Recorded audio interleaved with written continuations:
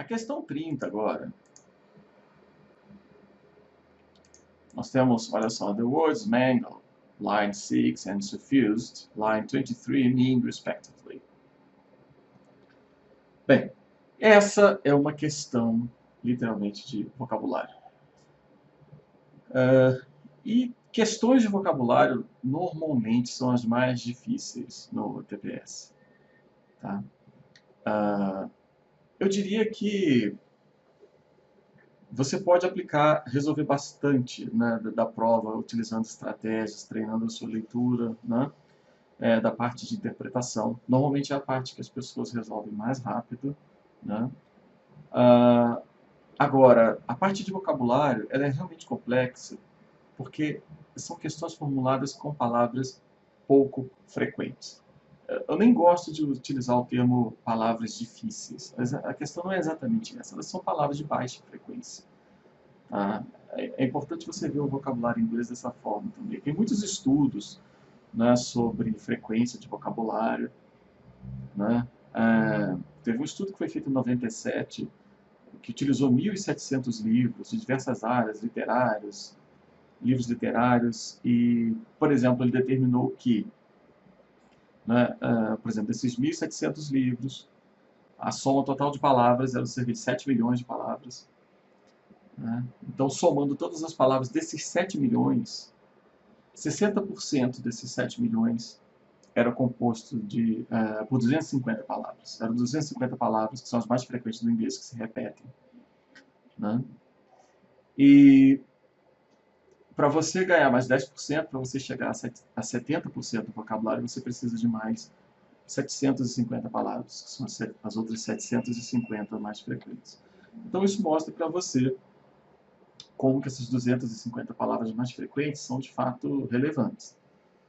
Tá? Então, obviamente, as questões formuladas aqui, né, com base em vocabulário para o TPS, não estão dentre essas mais frequentes.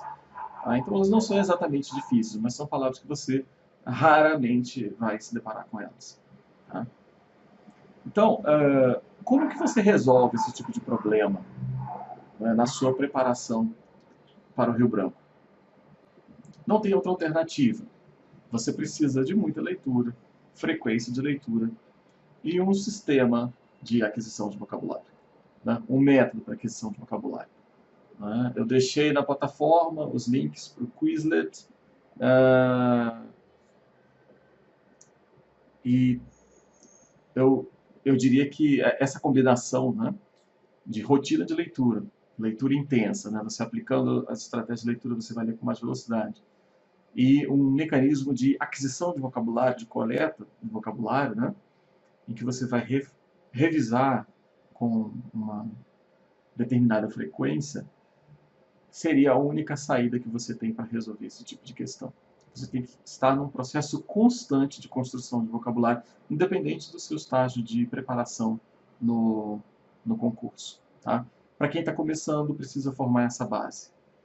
Quem está ali quase passando, já sendo aprovado, numa posição extremamente competitiva, precisa criar um vocabulário que o diferencie dos demais. Tá? Então, para resolver isso, tem que ser leitura frequente e leitura de diversos temas, tá? Isso inclui literatura também, pelo menos alguns pequenos trechos, algumas pequenas passagens, né? Porque realmente as palavras mais complexas tendem a ser encontradas em textos literários. Tá? Bom, e um mecanismo, tá? Um mecanismo para você revisar as palavras. Né? Vocês podem revisar na aula anterior, tem a questão também de transformar o seu vocabulário passivo em vocabulário ativo, né? E daí a importância do sistema. Tá? Mas ela é, de fato, uma questão que estratégias na prova em si não resolvem muito. Você pode usar inferência contextual, para você tentar entender o que as palavras significam no contexto, tá? Mas o máximo que você pode fazer inferência são com essas palavras aqui, porque elas estão lá no contexto. Tá? Elas estão logo aqui ao lado, né? Então você pode tentar aqui interpretar o que elas significam. Tá? A primeira aqui na linha 6, está logo aqui em cima. Né? Okay? Então aqui você tem essa possibilidade, né, de fazer inferência contextual. Observar o que tem de informação antes, depois, levar em consideração o texto como um todo, né, para você chegar a uma conclusão. Agora, as alternativas não têm contexto. Né? Elas podem estar completamente descontextualizadas, podem ser simplesmente palavras difíceis que não têm relação alguma com a questão. Né? Bem, aqui, vamos à primeira, que é a alternativa que é correta. Né? Vamos resolvê-la aqui em primeiro lugar. Você tem aqui ruined, então essa já é um cognato, né? As duas, né? Abbreviated também, você pode interpretar as duas por aqui, mas pode faltar o significado para você dessas duas. Tá? Então, você poderia até tentar conhecendo o significado dessas duas, tentar encaixá-las aqui na posição para ver se elas fazem sentido. Tá? Uma outra coisa que é importante você fazer também com esse tipo de questão é você observar a classe gramatical aqui. Isso pode ajudar você a eliminar algumas palavras. Por exemplo, aqui nós temos um grupo nominal, seria o mangled third reactor. Então ele é adjetivo aqui de reactor. Tá? Enquanto a próxima, olha, radiation, nuclear annihilation have suffused Japan's subculture. Aqui já é um verbo, que está no present perfect. Então isso já é uma indicação para você, e você pode acabar eliminando alguma alternativa aqui. Ok? Então, essa questão de tentar determinar a classe gramatical da palavra é uma forma de você fazer inferência. Tá?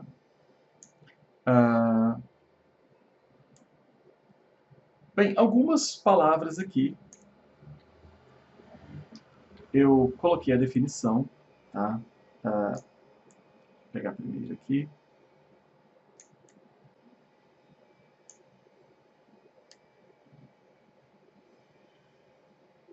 Só um segundo, deixa eu ver aqui. Ok. Bem, esse termo, né, esse verbo, você pode ver aqui pelo contexto, né? Radiation, nuclear annihilation have suffused Japan subculture since the film Gojira. Ok? Bem, é literalmente isso, né? Essa questão da radiação e, né, a aniquilação nuclear, ela tem, né, permeado ali a cultura japonesa, né, principalmente, né, com a questão da Segunda Guerra, etc. E ela apareceu aqui, vamos dizer, culturalmente através desse filme, né? Que é o que justifica o título, né? Que a princípio, né? Que Godzilla's Grandchildren, né? Que a primeira forma foi aqui após a Segunda Guerra. Tá? Então aqui é de fato isso, né? E aqui, ele, nessa primeira frase, né, o artista ele tira a foto, né? Olha, observe aqui, trying to get the shot that shows him in front of the mangled third reactor, holding up a referee's red card. Então ele tira essa foto em frente ao terceiro reator, né, que estava ali destruído, né, arruinado, né, com um cartão vermelho, né, um cartão, né, de um árbitro, né, um cartão vermelho. Então aqui tudo bem. Você conseguindo, caso você não conheça as palavras, né, você conseguindo interpretar pelo contexto, né, você pode usar isso como estratégia. Tá? Você pega as palavras que estão aqui, coloquem no lugar e verifiquem se faz sentido. É uma outra possibilidade. Tá? Bem, mas você também precisa ter uma certa certeza, né, de que as outras estão de fato erradas. Tá? Bem, aqui são dois cognatos, né, são parecidos com o português, e agora, você vendo aqui, né, no sentido de o que nós acabamos de discutir, né, de suffused e mangled, dá para você ver que não são essas duas. Principalmente essa daqui dá para eliminar mais facilmente, né? Não é nada que foi obscurecido, não é isso. E mutilado, né, não seria um termo muito adequado para um reator, né?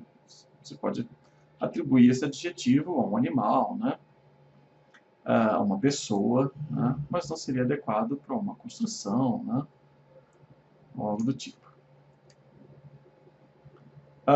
Deixa eu verificar aqui onde eu deixei. Ok, subdued. A próxima aqui é a definição, olha.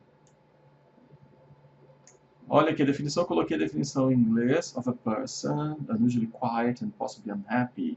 Você observa a palavra, tá vendo? Essa questão do contexto do uso é fundamental, olha.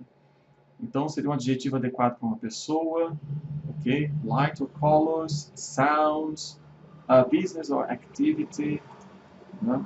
Mas mesmo assim, o sentido dele não tem qualquer relação com aquilo. Aqui, essa é uma definição do dicionário Oxford, e aqui é do dicionário Lingui, que é um ótimo dicionário para trabalhar com traduções, ok?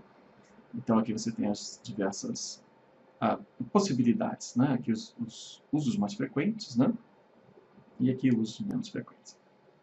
Então, como eu falei inicialmente, pode ser uma palavra que não tem realmente relação alguma com ali, né? Não é nem aproximado. E covert também é um cognato, né? Parece com o português. O suffixo não quer de fato dizer isso, né? Que é algo que está coberto. Ok, agora a nossa próxima aqui na letra D. Há uma diferença na ortografia, tá? Observem aqui, entre inglês americano e britânico, ok? Tá vendo? Essa aqui seria vamos dizer, a ortografia, o spelling americano. No inglês britânico nós temos aqui com U. E ele significa simplesmente extremely large, né? Algo que é extremamente grande. Então, como nós vimos ali, não é fato nada disso. Ok, o próximo aqui é o verbo imbue. Ok, observe a definição to fill with something, é algo que está impregnado, né, e embebido em alguma coisa. Aqui o sinônimo infuse.